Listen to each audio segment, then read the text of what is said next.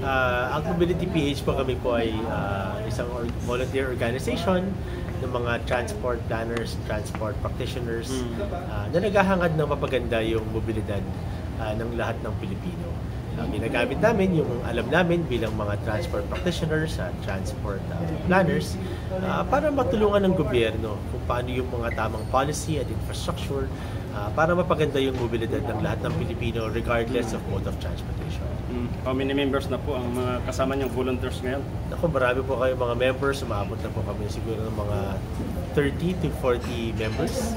Lahat po kami mga volunteers. At marami sa akin mga volunteers ay volunteers from different sectors.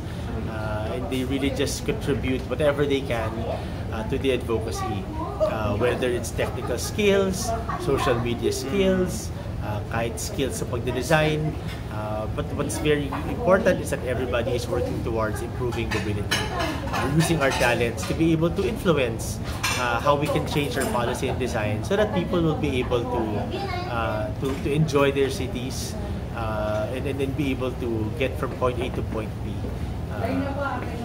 regardless of mode of transport. Sir Ira, I understand you love bike, cycling ba ang tawag dyan? Yes, cycling. And you are promoting siklista sa lahat ng kalsada sa Metro Manila and all over the Philippines.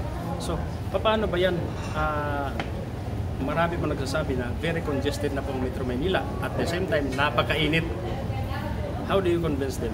Unang-una, hindi congested ang Metro Manila. No? Unang-una, pag tinignan mo how our spaces are being allocated, hindi to allocated efficiently. Pangalawa, hindi rin siya congested sa dami ng tao. Again, it's a function of how you're allocating space. And at this point, yung ating planning ay nagsasayang ng space. Hindi mo din pwedeng i-decongest ang Metro Manila of people. Kasi because cities exist because of people. And people go to cities for the opportunities that are provided by people. So, pag tinanggal mo ang tao sa isang syudad, wala ka ng syudad. It defeats the purpose. But it's just so the problem is not so much that there are many people, but that the government is not able to plan accordingly. It's also very important to point that sometimes the government is just very reactive only, but there also needs to be a part of government that prepares for the future. Make sure to prepare. Like when you look at UN studies, it shows that by 2050, a good majority of people will be moving towards urban centers. Now, when government hears this, what exactly are they doing now to prepare cities for the influx of people? Okay, let's proceed to let's proceed to the barangays like mga Mabuhay Lane. Okay. Okay. The barangay officials, tinatanggal po nila ang mga nakaparadang mga sasakyan, nakahambala. Pero doon sa mga looban, no, marami pa rin na mga sasakyan which is napaka-delikado at hindi talaga kayang daanan ng mga bisikleta. Paano po ito? Well, first of all, I think dapat natin maintindihan that the reason why our mobility in Metro Manila is impaired because the government has, through its priorities and through its policies and infrastructure, has favored and has induced the use of cars. As we can see, cars only accommodate very few people.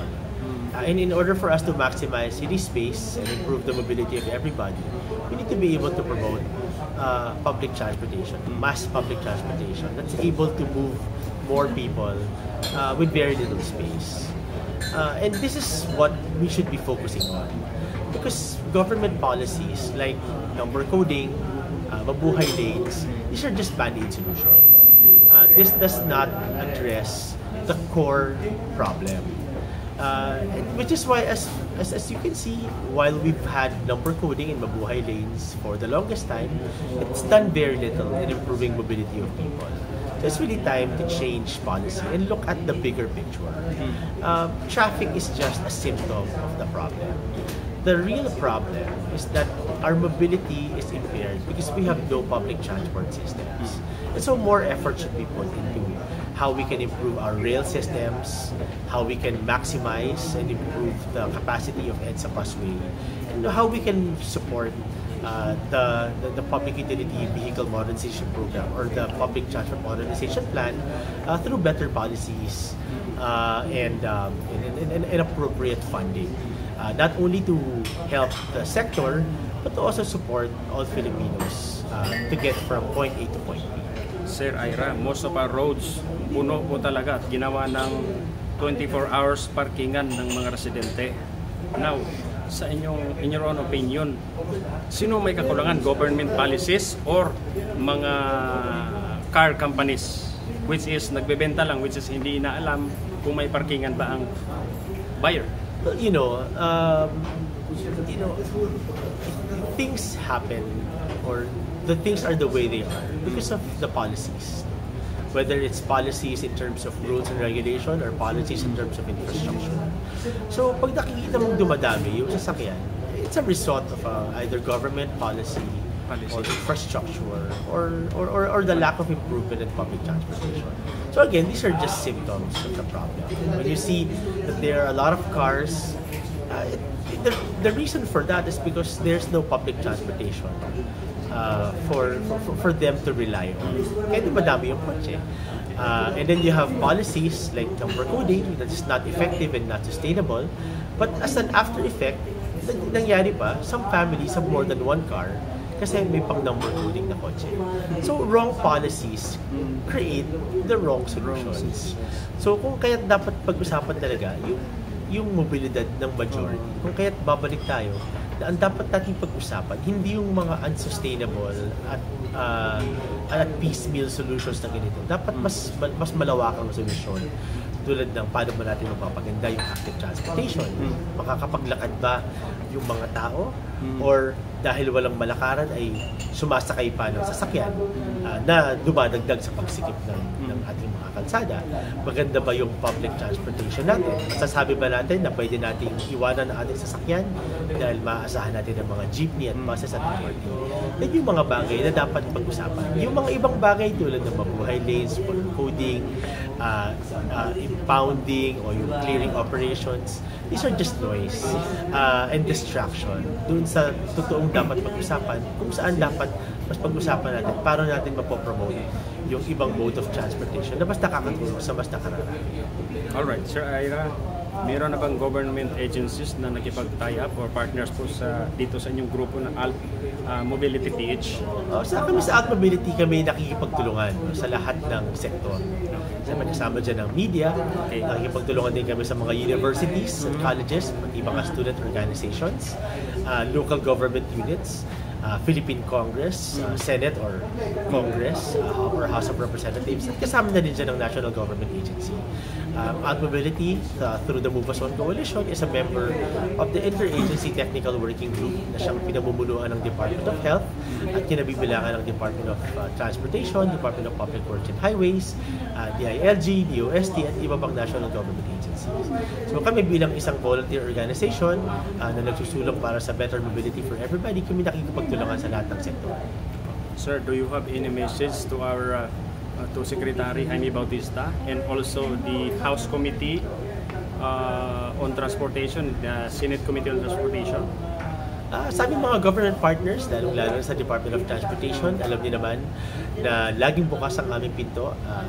We even actively reach out every time there's an issue that we can help out in. Laging bukas ang aming pinto, laging kami handa na ipahagi ang aming expertise para sa ikabubuti ng lahat. And also, do you have any personal message sa lahat ng mga bike lovers, mga siklista sa buong Pilipinas? Sa mga siklista, maraming salamat sa inyong pagpili sa pamimisikleta bilang mode of transportation. Ang pamimisikleta ay part of the solution. You are one less car which means you are helping decongest our roads. No? So maraming salamat sa inyong pagpili. Alam ko na maraming pagsubok sa ating mga siklista. Ngunit napakahalaga kaya napakahalaga ng community dahil susuportahan natin ng isa't isa. At para makatulong din sa bike community, ang Alpha Mobility ay naglabas ng pag-aaral na tinatawag na Batas Bisikleta na pwede ninyong i-download o puntahan sa mga o kaya kunin naman sa mga partner coffee shops at bike shops. Ito ay naglalatag ng inyong karapatan bilang isang siklista sa kalsada at tumutulong din ng mga steps na pwede ninyong gawin kung kayo man ay ma-figure sa isang road crash.